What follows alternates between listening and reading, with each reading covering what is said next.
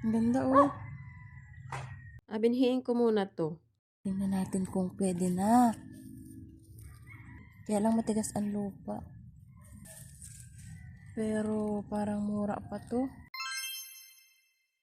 Hello everyone! Another day, another ganap sa buhay ulit. At bago nga ako pumunta ng garden ay isama ko na rin ang video ko na to. November 27, nagpunta pa lang muna ako ng Gentry para ihatid yung padala na pasalubong nila sis Juana at sis Rayan. Ayan, dun sa isa pa naming friend na taga dito sa Gentry. Sa Reels lang namin din ito nakilala at nag-meet na rin kami once, tas ito na yung pangalawang meet namin. Ayan, andito na ako nagpunta sa kanilang bahay.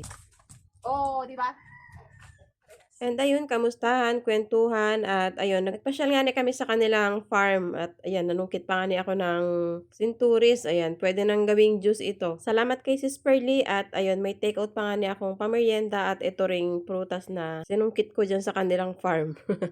At ayun, fast forward na. Nung sumunod na araw ay nagpunta nga naman ako din sa garden at ito na pala yung aking mga luya. Wow, ang gaganda nila. Ang gaganda ng dahon, ang healthy oh. Na-realize ko lang na ito pala yung magandang itanim kahit umulan, uminit o bumagyo. Hindi man siya alagain. Tingnan natin kung pwede na.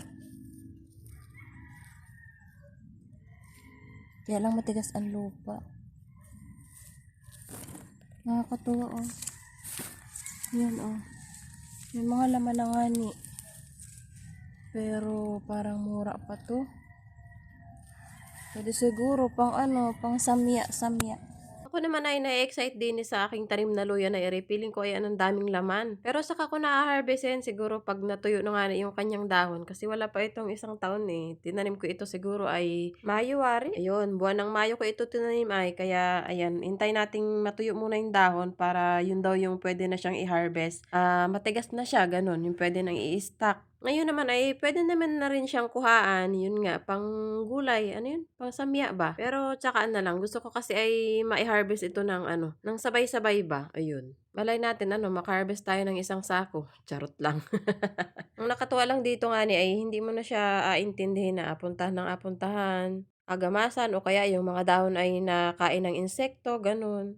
Tapos ito naman yung tanim kong mga bawang. Ayan. Wala pa. Excited, kinakot talaga yan. Wala pa.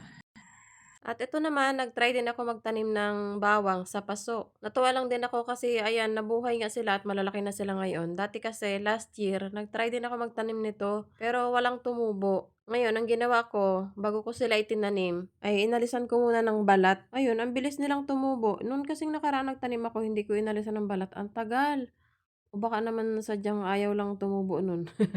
Hindi ko alam basta ganun. Ito kasi inalisan ko nga muna ng balat bago ko tinanim. Sa mga pasulaang din naman ako nagtanim at kaunti laang din naman ito at yun nga nag-testing laang ako. Tapos napakita ko na rin pala sa inyo yung aking tanim na kulay purple na sitaw. Ayan, ang haba tingnan naman ninyo anong ganda.